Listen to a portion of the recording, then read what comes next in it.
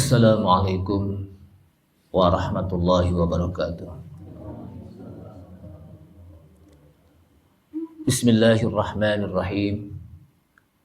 Alhamdulillahi hamdan katsiran tayyiban mubarakan fih kama yuhibbu rabbuna wa yarda. Asyhadu an la ilaha illallah wahdahu la syarikalah wa la na'budu illa iyyah. Wa asyhadu anna Muhammadan 'abduhu wa rasuluh la nabiyya ba'dah. Allahumma salli wa sallim ala nabiyyinal karim sayyidina Muhammad ibn Abdullah wa ala alihi wa sahbihi wa tabi'ihim wa man tabi'ahum bi ihsanin ila yaumil qiyamah. Amma ba'du, qala Allah ta'ala fi kitabihil karim wa huwa asdaqul qailin. Ya ayyuhalladzina amanu taqullaha haqqa tuqatih wa la tamutunna illa wa antum muslimun. Ya ayyuhalladzina amanu taqullaha wa qulu qawlan sadida yuslih lakum a'malakum wa yaghfir lakum dhunubakum. Wa may yuti'illaha wa rasulahu faqad faza fawzan 'azima. Wa qala Rasulullah sallallahu alaihi wasallam fa inna asdaqal hadithi kitabullah ta'ala wa khairal huda huda Muhammadin sallallahu alaihi wasallam wa syarrul umuri muhdatsatuha wa kullu muhdatsatin bid'ah wa kullu bid'atin dhalalah wa kullu dhalalatin finnar. Rabbi shrah li sadri wa yassir li amri wahlul 'uqdatam min lisani yafqahu qawli. Subhanaka la ilma lana illa ma 'allamtana innaka antal alimul hakim. Rabbi zidni ilma warzuqni fahma wa la haula wa la quwwata illa billahil aliyil azim. Ma'asyiral muslimin wal muslimat rahimani Allah wa rahimakum. Ibu bapak hadirin hadirat sekalian, jamaah Masjid Al-Muhajirin Jalan Delima yang mudah-mudahan dirahmati Allah Subhanahu wa taala. Mari kita awali kajian tafsir ini dengan memanjatkan puji syukur kita kepada Allah Subhanahu wa taala yang telah begitu banyak memberikan nikmat-nikmatnya kepada kita sekalian. Nikmat iman dan nikmat Islam, nikmat taufik dan hidayah merupakan nikmat yang utama dalam kehidupan kita. Semoga dengan nikmat iman dan Islam kita, nikmat iman dan Islam kita diterima oleh Allah Subhanahu wa taala dan dapat memasukkan kita ke dalam surga Allah Subhanahu wa taala, serta dengan iman dan Islam kita mudah-mudahan kita diselamatkan oleh Allah Subhanahu wa taala dari api nerakanya. Salawat serta salam tak lupa kita sampaikan kepada Nabi kita Nabi Muhammad sallallahu alaihi wasallam beserta para keluarganya, para sahabatnya, para pengikutnya yang senantiasa istiqamah di dalam menjalankan sunnah-sunnahnya. Hadirin rahimakumullah, pagi hari ini kita akan masuk pada bab yang berkenaan dengan tafsir tentang sholat, karena kita masuk pada bulan Rajab ya, dan Allah Subhanahu wa taala mengisra mi'rajkan Nabi kita Nabi Muhammad sallallahu alaihi wasallam. Kemudian Nabi kita Nabi Muhammad sallallahu alaihi wasallam membawa kewajiban untuk melaksanakan salat yang 5 waktu. Allah Subhanahu wa taala berfirman di dalam ayat Al-Qur'an di dalam surat Al-Isra, A'udzu billahi minasy syaithanir rajim. Bismillahirrahmanirrahim. Subhanalladzi asra bi'abdihi laylan minal masjidil harami ilal masjidil masjidil aqsa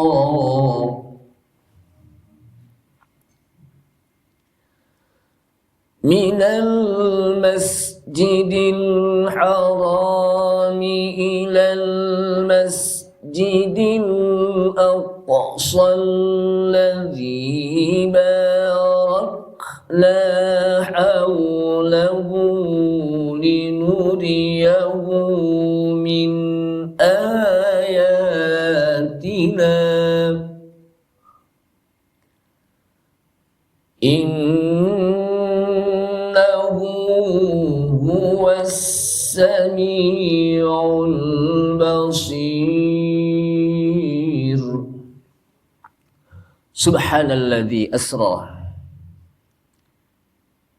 Maha suci Allah alladzi asra, yang telah memperjalankan bi'abdihi, hambanya, lailan, pada malam hari, minal masjidil haram, dari masjidil haram, ilal masjidil aqsa, ke masjid al-aqsa, alladzi barakna haulah, yang telah kami berkahi haulah, di sekitarnya, linuriyahu min ayatina, agar kami memperlihatkannya sebagian dari tanda-tanda kekuasaan kami. Innahu huwas sami'ul basir. Sesungguhnya dialah Allah As-Sami', yang maha mendengar, Al-Basir, yang maha melihat. Jamaah sekalian rahimakumullah, peristiwa Isra dan Mi'raj adalah peristiwa yang besar, peristiwa yang akal kita tidak mampu untuk mencernanya kecuali dengan iman. Sehingga ayat ini diawali dengan kalimat tasbih, subhana. Satu peristiwa yang sangat dahsyat. Maka Allah Subhanahu wa taala memulai ayat ini dengan kalimat tasbih subhana, maha suci Allah. Alladzi asra, yang telah memperjalankan. Siapa yang dijalankan? Bi'abdihi, hambanya. Yang menjalankannya adalah Allah Subhanahu wa taala. Siapa hambanya? Hambanya di sini adalah Nabi kita, Nabi Muhammad sallallahu alaihi wasallam. Allah Subhanahu wa taala menyebut Nabi kita, Nabi Muhammad sallallahu alaihi wasallam dengan kata hamba. Tidak dengan kata namanya, tidak dengan kalimat bi Muhammadin, tapi bi abdihi, dengan hambanya.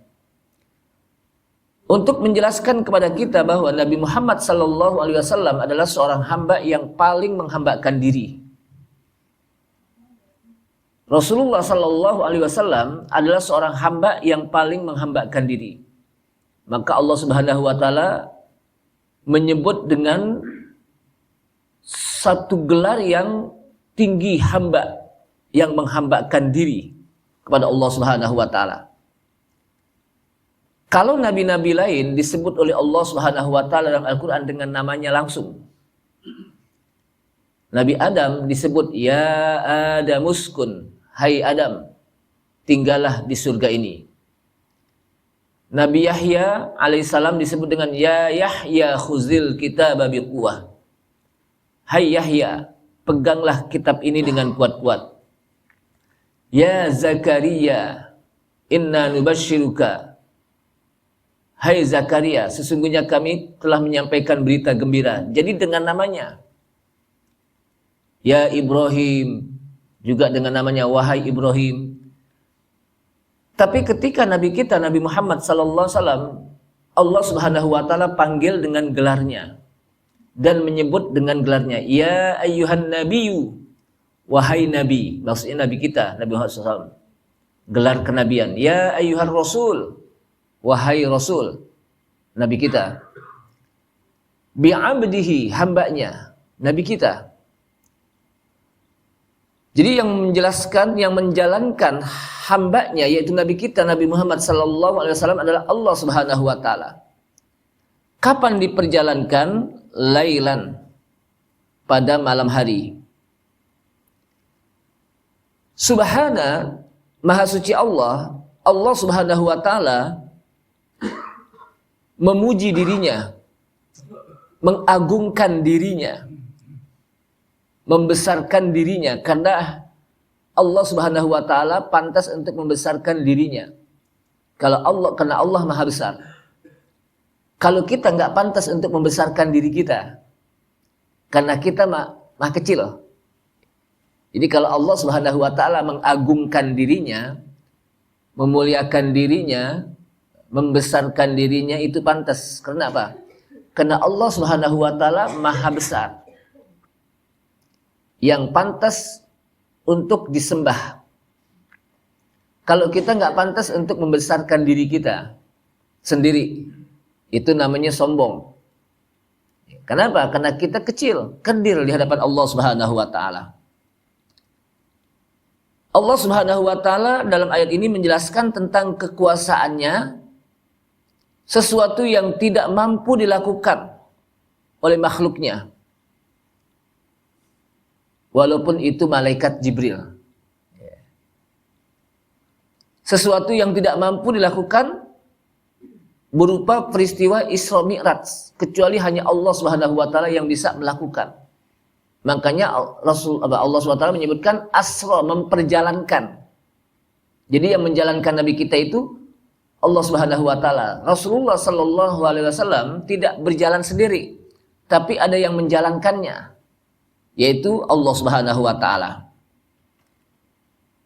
Alladzi asra bi'abdih, yang telah menjalankan hambanya lailan, pada malam hari. Yang dimaksud dengan lailan ini, Ibnu Katsir menjelaskan ai fi janahil lail, pada malam yang gelap, pada tengah malam yang gelap. Orang-orang lagi tidur, maka Nabi kita Nabi Muhammad sallallahu alaihi wasallam diperjalankan oleh Allah Subhanahu wa taala. Dari mana? Minal Masjidil Haram. Dari Masjidil Haram. Di mana Masjidil Haram? Di Makkah, yang dulu namanya Bakkah. Jadi namanya Makkah itu dulunya apa? Bibakkah. Ya. Kemudian ilal Masjidil Aqsa, ke Masjidil Aqsa. Kata-kata Aqsa itu yang paling ujung, paling jauh disebut Aqsa. Kenapa Masjidil Aqsa itu disebut Al-Aqsa? Karena dia letaknya jauh, ujung. Maka disebut apa? Masjidil Aqsa. Yaitu Baitul Maqdis, satu rumah yang suci. Maka dikenal apa? Baitul Maqdis. Yang berada di Elia, tempat para nabi dan rasul dari keturunan Nabi Ibrahim alaihissalam. Jadi Masjidil Aqsa di daerah Elia, Palestina, itu tempatnya para nabi dan rasul milladun Ibrahim al-Khalil alaihi al-Khalilur Rahman. Nabi dan rasul dari keturunan Nabi Ibrahim alaihissalam itu berada semuanya apa? Di daerah Elia, Palestina. Sehingga disebutkan pada saat peristiwa Isra Mi'raj, para nabi dan rasul mereka berkumpul di sana semuanya. Kemudian mereka diimami oleh Nabi kita Nabi Muhammad sallallahu alaihi wasallam. Bayangkan, nabi dan rasul mereka berkumpul di Masjidil Aqsa di Elia. Kemudian mereka salat dan diimami oleh Nabi kita Nabi Muhammad sallallahu alaihi wasallam. Ini menjelaskan bahwa Nabi kita itu adalah annahu huwal imamul a'zam. Nabi kita itu pemimpin yang besar. Nabi-nabi dan rasul-rasul sebelumnya berada di belakang Nabi kita Nabi Muhammad sallallahu alaihi wasallam. pada saat peristiwa Isra Mi'raj. Ustaz, gimana gambarannya? Wallahu a'lam. Ini atas kekuasaan Allah Subhanahu wa taala.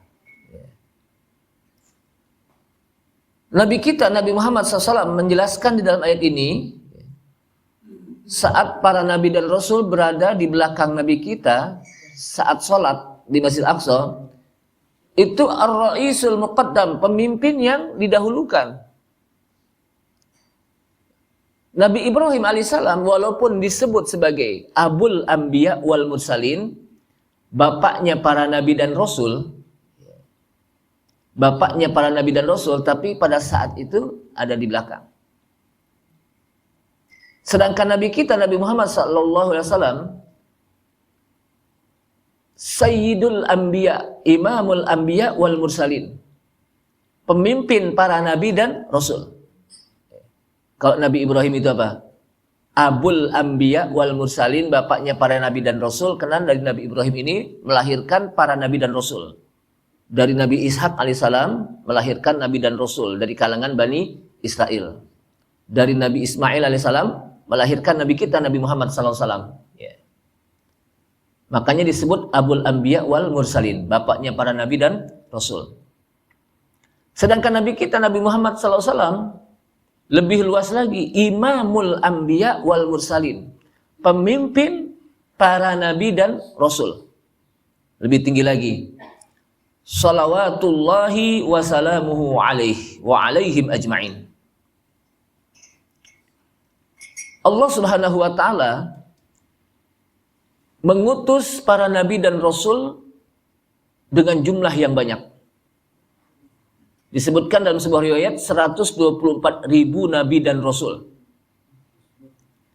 Dari 124.000 nabi dan rasul, yang menjadi rasul 313, ada yang mengatakan 314 atau 315 sesuai dengan riwayat. Itu yang menjadi rasul. Dari yang menjadi rasul 313 atau 314 atau 315 yang disebutkan oleh Allah Subhanahu wa taala menjadi rasul 25. Dari 25 rasul yang disebutkan oleh Allah Subhanahu wa taala yang menjadi rasul ulul azmi, tingkatannya tinggi lagi nih. Yang menjadi rasul ulul azmi itu cuman 5. Siapa mereka yang menjadi rasul ulul azmi? Siapa aja? Pertama, Nabi Nuh alaihi salam. Yang kedua, Nabi Ibrahim alaihi salam. Yang ketiga, Nabi Musa alaihi salam. Yang keempat, Nabi Isa alaihi salam.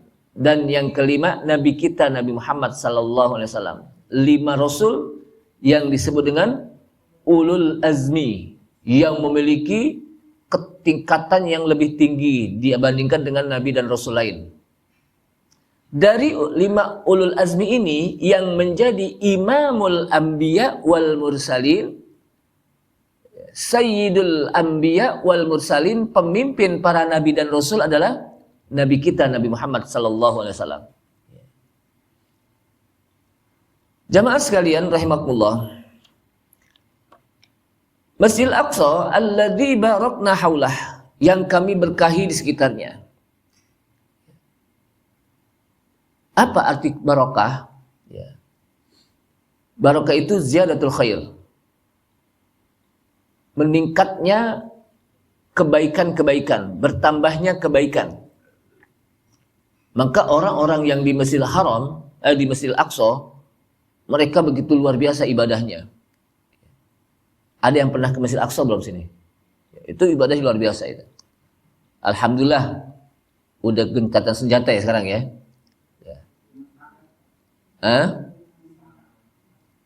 Ya, kita doakan ya. Semoga saudara-saudara kita yang ada di Palestina, mereka diberikan kesabaran oleh Allah Subhanahu wa taala, kedamaian dan sebagainya. Nah, peristiwa Isra Mi'raj itu tujuannya adalah pertama linuriyahu, agar kami bisa memperlihatkan dengan peristiwa Isra Mi'raj itu apa? Agar Allah Subhanahu wa taala bisa memperlihatkannya kepada Nabi kita Nabi Muhammad sallallahu alaihi wasallam min ayatina, sebagian dari tanda-tanda kekuasaan kami yang besar. Itu baru sebagian, masih banyak tanda-tanda kekuasaan Allah Subhanahu wa taala. Kenapa? Karena Nabi kita Nabi Muhammad sallallahu alaihi wasallam diperlihatkan tentang surga, tentang neraka, tentang bagaimana jagat raya oleh Allah Subhanahu wa taala dalam peristiwa Isra Mi'raj. Ya. Innahu huwas samiul basir. Sesungguhnya dialah Allah yang maha mendengar lagi maha melihat. Jamaah sekalian, ayat ini ditutup dengan ujung ayatnya innahu huwas samiul basir. Apa hubungannya? Di dalam ayat Al-Quran tidaklah Allah SWT menyampaikan ayat tersebut kecuali di situ ada hubungannya antara ayat pertama kemudian akhir. Jadi ketika awal ayat kemudian akhir ayat itu pasti ada hubungannya, bukan hanya sekedar apa Allah Subhanahu wa taala berfirman, tapi apa awal ayat dan akhir ayat itu pasti ada hubungannya. Innahu huwas samiul basir. Sesungguhnya dialah Allah As-Sami' yang maha mendengar lagi maha melihat. Apa hubungannya? Tiba-tiba Allah SWT menyebutkan bahwa dialah yang maha mendengar lagi maha melihat. Di sini dijelaskan oleh Ibnu Katsir bahwa Allah Subhanahu wa taala mendengar ucapan hambanya baik mukmin maupun kafir, ya. Mereka yang meyakini peristiwa Isra Mi'raj atau yang tidak meyakini tentang peristiwa Isra Mi'raj, Allah Subhanahu wa taala maha melihat tentang mereka. Jadi ketika saat Rasulullah sallallahu alaihi wasallam menyampaikan tentang Isra dan Mi'raj, Rasulullah sallallahu alaihi wasallam awalnya amat berat untuk menyampaikannya. Kenapa? Ini peristiwa sangat dahsyat yang tidak bisa dicerna oleh akal manusia. Karena akal manusia kekecilan untuk mencerna peristiwa ini. Tapi bisa dicerna dengan kacamata iman, dimensi iman. Tapi karena ini kewajiban, maka Rasulullah SAW tetap menyampaikan. Nah, ketika menyampaikan, ada yang beriman, tetap. Ada yang ragu, dan ada yang tidak percaya. Yang tidak percaya, orang-orang kafir, semakin kafir mereka. Apa iya? Jangan-jangan Muhammad ini bohong. Masa iya peristiwa Isra Mi'raj apa? Cuman semalaman doang. Kita aja apa? Dari Mekah ke Madinah lama, apalagi ini ke Palestina. Apalagi sampai ke Sidratul Muntaha. Cuman satu malam.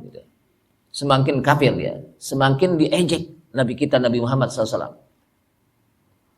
Ada yang ragu-ragu. Apa iya? Apa iya?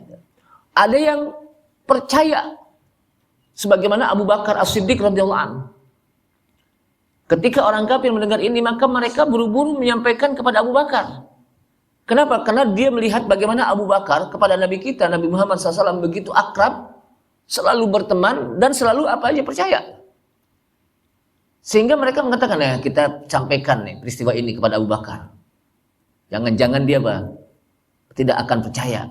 Sampai di Abu Bakar apa? Abu Bakar, ente percaya gak teman ente berjalan dari Mekah ke Palestina di Masjidil Haram, lalu naik ke langit ke Sidratul Muntaha. Cuman semalam nih.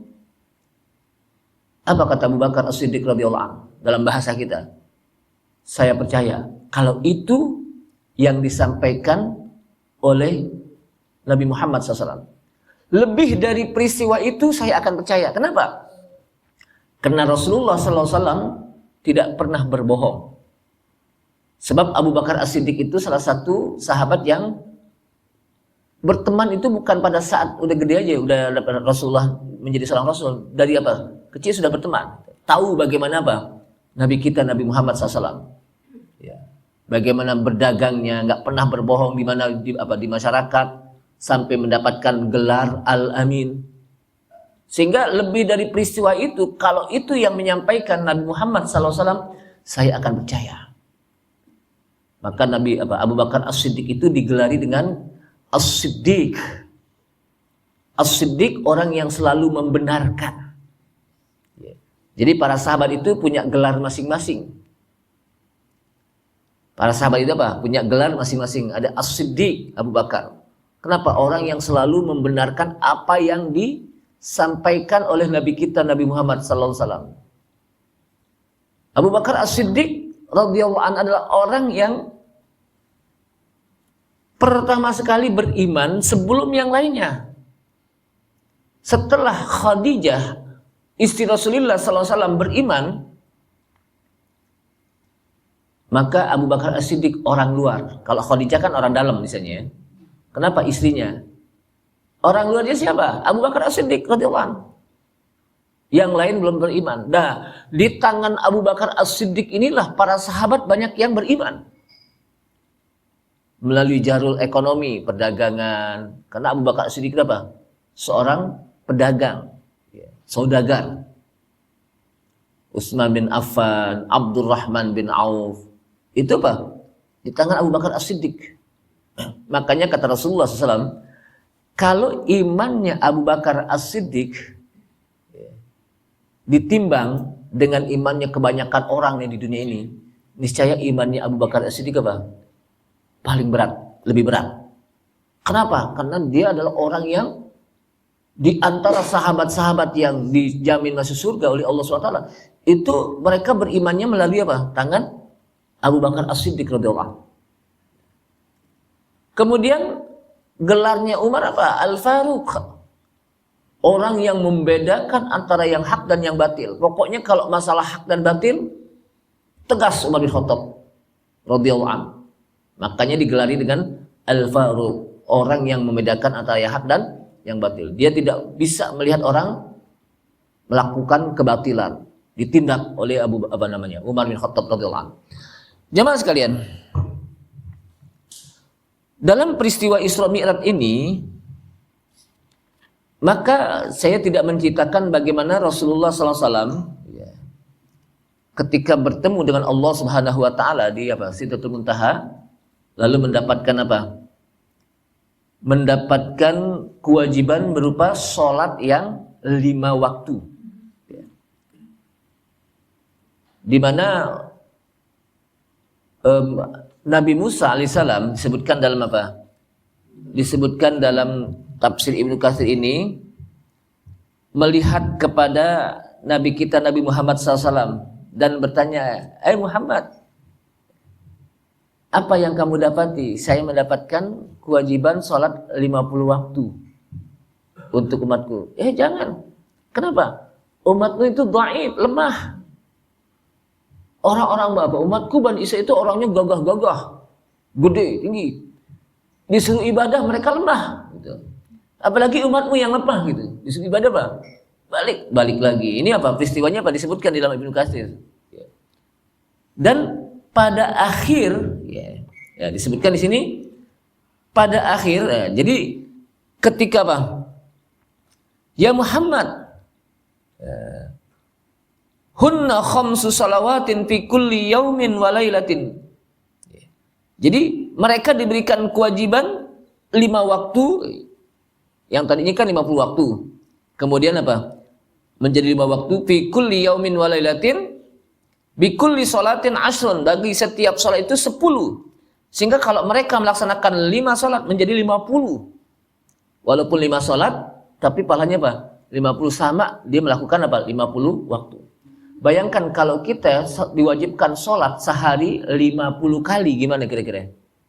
Jangankan 50 kali, 5 kali aja banyak yang tewas gitu. Apalagi yang 50 kali, nggak ngapa-ngapain ya kita. Tapi kata apa?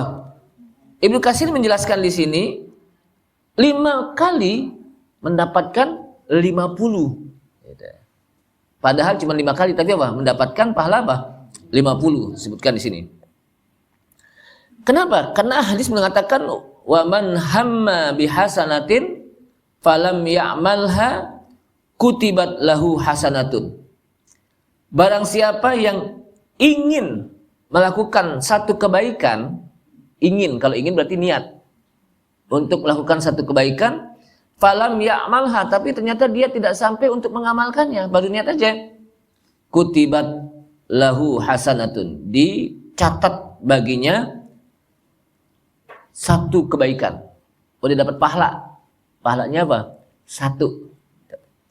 Tapi fa'in amilaha, kalau dia melakukannya, dilaksanakan kebaikan tersebut, kutibat ashron, maka akan dicatat 10 kebaikan, 10 pahala. Wa man hamma bi sayyi'atin falam ya'malha lam tuktab. Dan barang siapa yang ingin melakukan keburukan, baru ingin, baru niat, falam ya'malha, tapi dia tidak lakukan, lam tuktab, belum dicatat dosa. Belum dicatat apa? Dosa. Tapi fa in amilaha, kalau dia melakukannya, niat lalu direalisasikan perbuatan apa? Dosanya tersebut, kutibat sayyi'atun wahidah, maka dicatat satu dosa. Itulah kemurahan Allah Subhanahu wa taala, kasih sayang Allah kepada hambanya. Ketika seorang hamba niat melakukan kebaikan, udah dapat pahala. Tapi kalau kebaikan itu dilakukannya, 10 pahala.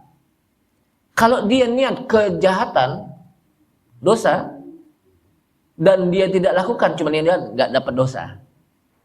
Tapi kalau dilakukan, 1 dosa. Ini kasih sayang Allah Subhanahu wa taala kepada hambanya. Tapi juga kita jangan niat mulu. Sedekah niat mulu. Ya. Mau ngasih nolong orang niat mulu. Ya, akhirnya apa? Ibadahnya cuma ibadah niat doang gitu. Ngerjainnya enggak. Itu juga enggak boleh juga. Kenapa? Dia main-main niat namanya. Mempermain-mainkan apa? Niat. Kemudian ketika Nabi Musa melihat ini, tadi disebutkan, apa kata Nabi Musa? Irji ila rabbik. Kembali kepada Rabbmu. Ini setelah 9 kali bolak-balik ya. Jadi ada hadisnya disebutkan di sini di Ibnu Katsir. Kembali kepada Rabbmu. Fas'alhu at-takhfif, minta keringanan untuk umatmu. Padahal udah 50, kemudian diringankan apa? 5. Tapi Nabi Musa melihat Nabi apa? Muhammad, ini umatnya nggak pede nih, maksud apa? Bisa apa enggak? Kenapa?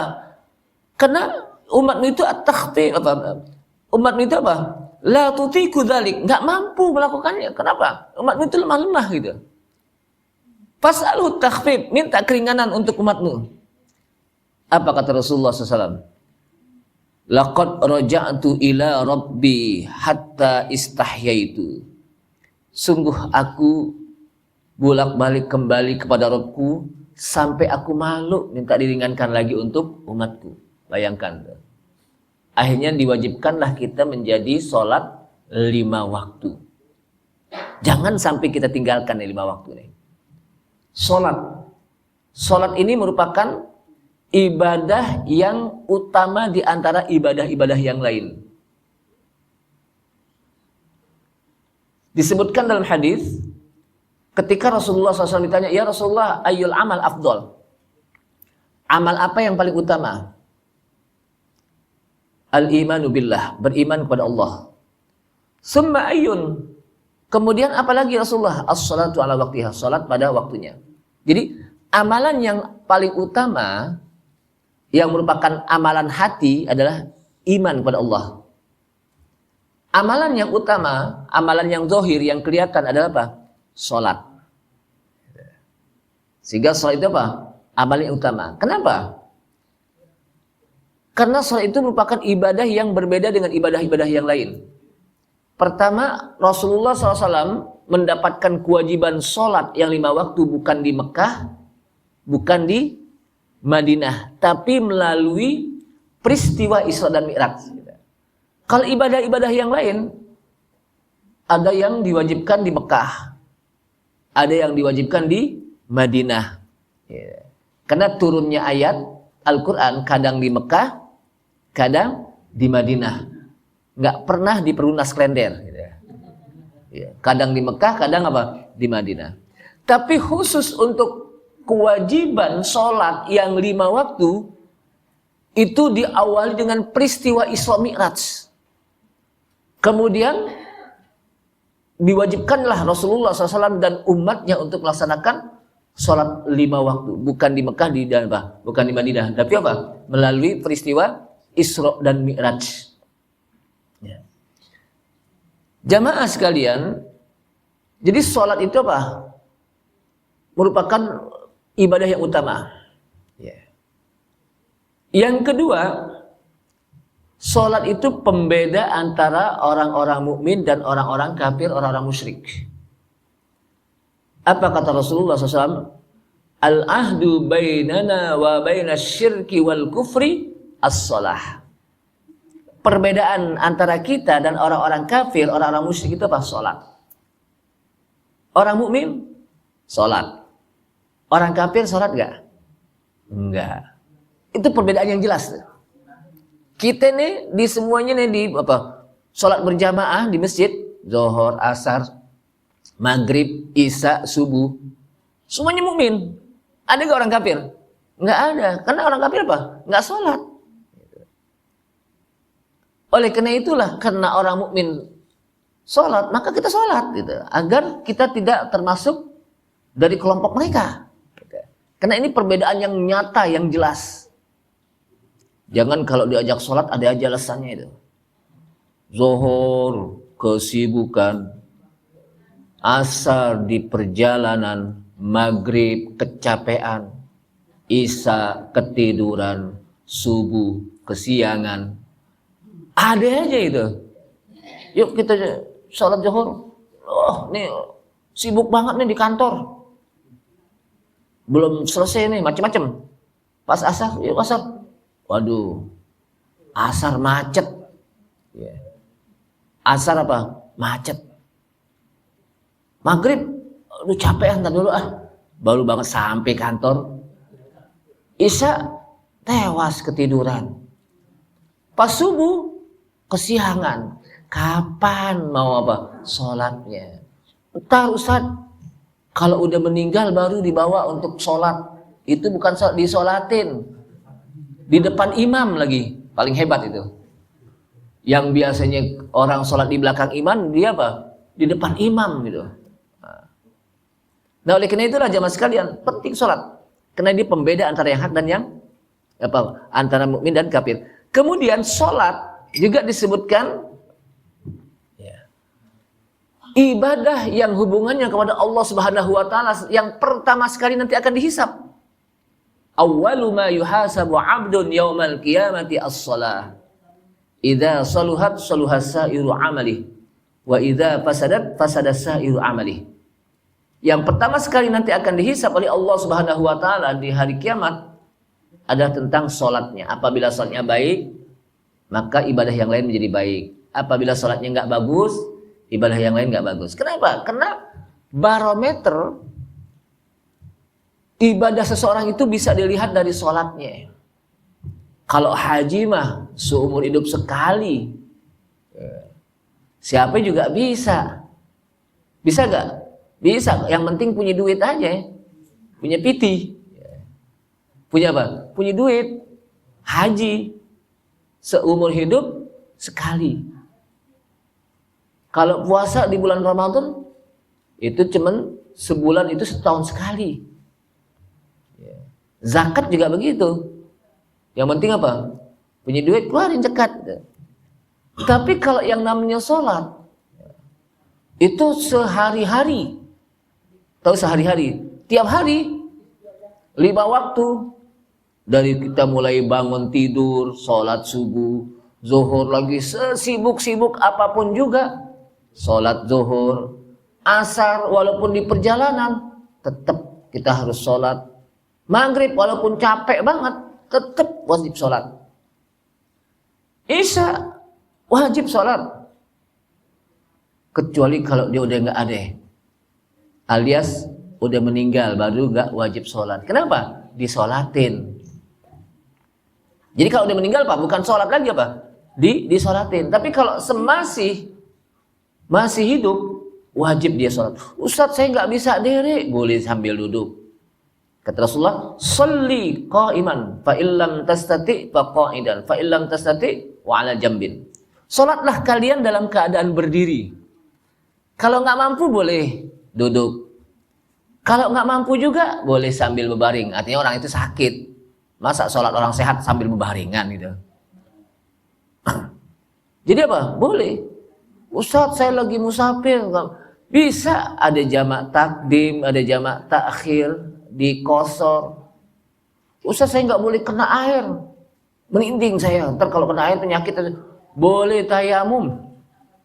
Jadi nggak ada istilah alasan untuk bisa meninggalkan sholat.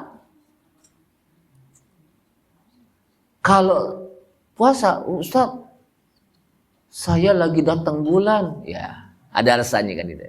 Walaupun juga sholat juga begitu ya. So, saya lagi sakit, nggak bisa puasa, boleh nanti, tapi inti harus apa? Harus namanya qadha. Kalau puasa itu apa? Qadha. Ya. Tapi tentang apa? Sholat nggak ada alasannya. Sampai dia sakit pun diwajibkan untuk apa? Sholat. Gitu. Makanya jangan sampai orang itu meninggalkan sholat. Jadi sholat itu termasuk apa? Salah satu ibadah yang nanti di hari kiamat menjadi awal di mana kita akan dihisab. Maka dari mulai sekarang nih, kita harus udah mulai lagi membuka bab-bab tentang sholat nih. Jangan sampai kita merasa sholat kita udah bener aja. Pas diperiksa, sujudnya gimana, rukuknya gimana, bacaan Fatihahnya gimana, kan gitu. Ya. Itu harus dibawa. Kemudian sholat juga termasuk disebutkan apa?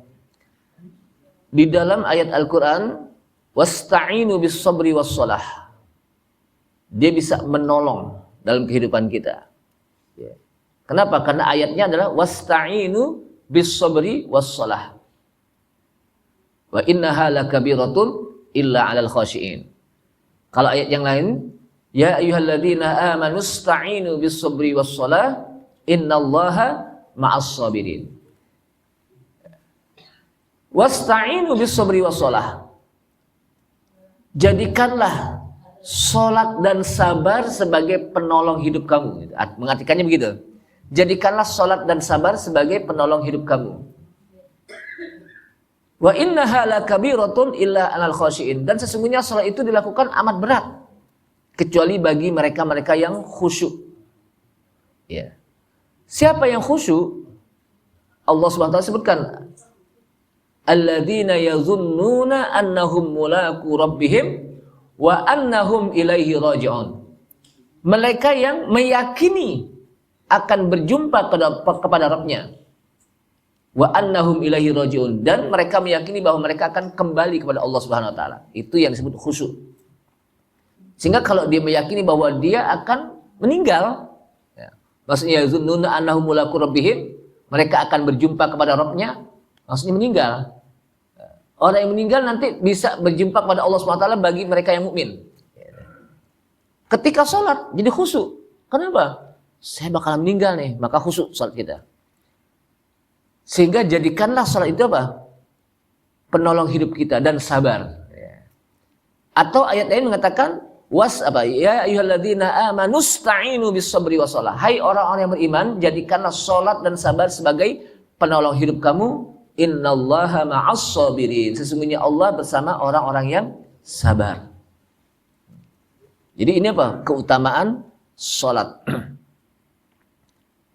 Jamaah sekalian, nah ketika ayat ini berkenaan dengan Isra Mi'raj, maka di dalam surat Al-Isra juga disebutkan aqimis shalah. Itu berkenaan dengan apa? Salat. Ada perintah salat. Dan ayat itu apa? Dalam apa? Satu surat, yaitu di dalam surat apa? Al-Isra.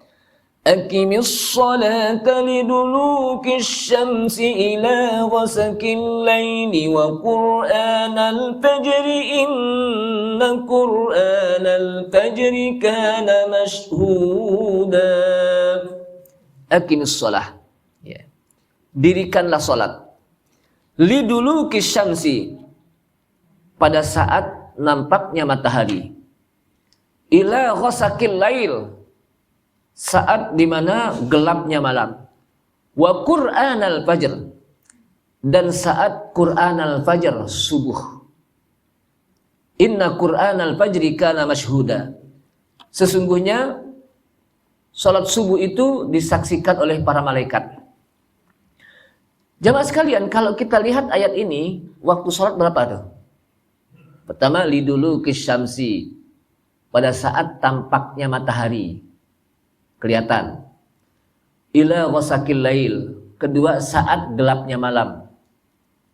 Yang ketiga, wa qur'anal fajr, pada saat subuh. Berarti salat waktunya berapa? Waktunya berapa salat kalau dilihat dari sini? 3. Kenapa kita salat 5 waktu? Dilihat dari hadis menjelaskan bahwa yang dimaksud dengan liduluki syamsi, saat nampaknya matahari, itu adalah zuhur dan asar. Kenapa? Karena zuhur dan asar itu kan matahari masih mendelik. Tuh, kalau bahasa Betawi apa? Mendelik, itu enggak mendelik? Masih kelihatan, nampak gitu. Kelihatan kan zuhur dan asar? Kelihatan enggak? Nah, kemudian yang dimaksud dengan ghasaqil lail, gelapnya malam, adalah maghrib dan isya. Kenapa? Karena maghrib matahari udah apa? Terbenam kan? Nggak kelihatan lagi deh. Kemudian isya juga kelihatan nggak matahari isya? Ya enggak, orang udah terbenam gitu. Nah, jadi ghasaqil lail itu apa? Maghrib dan isya. Wa qur'anal fajr, dan qur'anal fajr maksudnya apa? Qur'anal fajr waktu subuh. Kenapa waktu subuh?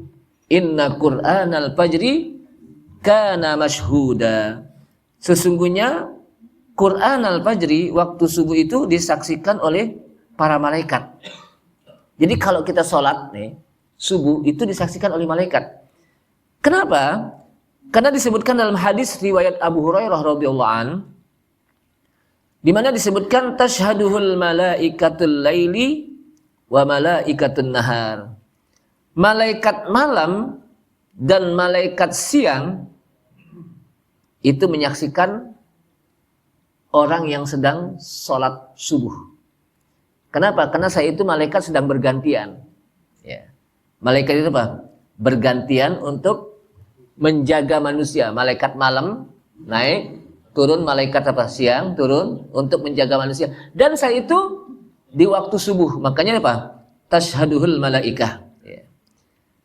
Kemudian di dalam hadis Rasulullah SAW disebutkan dalam juga riwayat Abu Hurairah radhiyallahu an, fadlu salatil jami' ala salatil wahid khamsun wa isruna darajah. Keutamaan salat berjamaah dan salat dewek-dewek, tahu dewek? Sendirian, ya. Itu keutamanya itu sampai 25 derajat. Riwayat lain mengatakan 27 derajat. Ini tidak terjadi kontroversi, tidak. Artinya ini menjelaskan tentang begitu banyaknya pahala orang yang sholat berjamaah. Gitu ya. Jadi keutamaan sholat berjamaah dengan sholat sendiri itu 25 derajat. Wa tajtami'u malaikatul laili wa malaikatun nahar fi sholatil fajr. Dan malaikat malam dan malaikat siang itu berkumpul pada sholat fajar, saat sholat fajar. Di mana apa? Mereka bergantian ya, untuk menjaga manusia. Ternyata manusia itu apa? Lagi sholat. Sholat apa? Malaikat malam lagi ninggalin apa? Lagi datang, oh ini lagi sholat. Yang malaikat yang apa? Siang mau gantian sama yang malaikat apa? Malam, dia lagi sholat. Nah di situ apa? Bergantinya malaikat. Kemudian juga disebutkan lagi di dalam hadis ya, di mana disebutkan hadisnya juga Abu Hurairah, yata'aqabuna fikum malaikatan bil laili wa malaikatan bin nahar. Ya. Bergantinya di antara kalian malaikat malam dan malaikat siang. Ya. Wa yajtami'una fi salatis subhi wa salatil asar. Dan mereka berkumpul pada salat subuh dan salat asar. Jadi artinya ada yang mengatakan di salat di waktu subuh malaikat bergantian untuk menjaga manusia. Ada yang mengatakan di salat asar. Di salat apa? Asar. Kemudian Faya'rujul ladina batu fikum. Maka malaikat malam mereka pun naik. Jadi ketika malaikat malam naik untuk melaporkan kepada Allah SWT, fayas'aluhum rabbuhum, maka Allah bertanya kepada mereka. Padahal Allah mengetahui bagaimana hamba-hambanya, tapi Allah SWT bertanya kepada malaikat, kaifa taraktum ibadi, bagaimana engkau meninggalkan hambaku? Waktu engkau tinggalkan nih, hambaku lagi ngapain dia? Gitu. Fayaqulun, kata malaikat tadi, atainahum wahum yusallun wa taraknahum wahum yusallun. Kami tinggalkan mereka, mereka lagi dalam keadaan sholat. Dan kami datang kepada mereka, mereka dalam keadaan sholat. Dan kami tinggalkan mereka, mereka juga dalam keadaan sholat. Jadi malaikat itu melaporkan kepada Allah SWT, ya Allah, kami tinggalkan dia lagi sholat. Kami datang kami dia juga dia lagi apa? Sholat. Jangan, ya Allah, kami datang dia lagi tidur. Ya Allah, kami tinggal apa? Datangin dia tidur dan kami tinggalkan dia juga lagi tidur. Jangan. Jadi apa yang kita lakukan itu dilaporin oleh malaikat kepada Allah Subhanahu wa taala. Allah Maha mengetahui. Tapi Allah hanya apa? Bertanya saja kepada malaikat. Nah, ini apa? Sehingga usahakan kita ketika sholat subuh untuk bangun. Jadi jangan sampai mata kita apa untuk berjuang bangun subuh aja susah, apalagi yang lainnya gitu. Apalagi apa? Yang lain. Kenapa? Karena disitulah malaikat melaporkan kepada Allah SWT tentang hambanya yang ditinggalkan. Itu datang kepada dia lagi ngapain? Lagi sholat. Tadi itu tinggalin lagi sholat. Gitu. Jangan ente datang kepada dia apa? Lagi ngorok. Terus besok ditinggalkan lagi apa? Lagi ngorok juga. Jadi nggak ibadah gitu. Padahal situ waktu yang luar biasa sholat subuh itu. Makanya Rasulullah Sallallahu Alaihi Wasallam ketika sholat subuh itu ini udah suruk ya? Dikit lagi. Itu Rasulullah ketika suruk itu. Ketika waktu subuh, sholat yang paling panjang dilakukan itu sholat subuh. Ayatnya panjang itu. Sholat subuh. Maka di hari Jumat itu ada yang namanya apa? Sholat alif lam mim sajadah. Ada sujud tilawah ketika sholat subuh di rakaat pertama, di rakaat kedua itu ya. Ayatnya panjang-panjang. Rakaat pertama itu apa? Alif lam mim sajadah. Rakaat kedua, hal ata alal insani hinu minad dahri lam yakun syai'an mazkura. Surat Ad-Dahr, Al-Insan. Oleh karena itu jamaah sekalian rahimakumullah, karena sudah suruk, mudah-mudahan apa yang saya sampaikan bermanfaat. Jaga sholat kita, karena inilah yang nanti akan dihisab oleh Allah Subhanahu wa taala pertama sekali sebelum yang lainnya. Jagalah sholat kita agar sholat kita nanti menjadi cahaya dalam kehidupan kita nanti di akhirat. Jagalah sholat kita karena kemuliaan seseorang itu dilihat dari sholatnya. Jagalah sholat kita, karena sholat itu pembeda antara yang hak dan antara orang kafir dan orang mukmin. Ini saja, mudah-mudahan apa yang saya sampaikan bermanfaat dan kita bisa amalkan. Saya tutup. Subhanalhamdika, asyhadu an la ilaha illa anta, astaghfiruka wa atubu ilaik. Wassalamualaikum warahmatullahi wabarakatuh.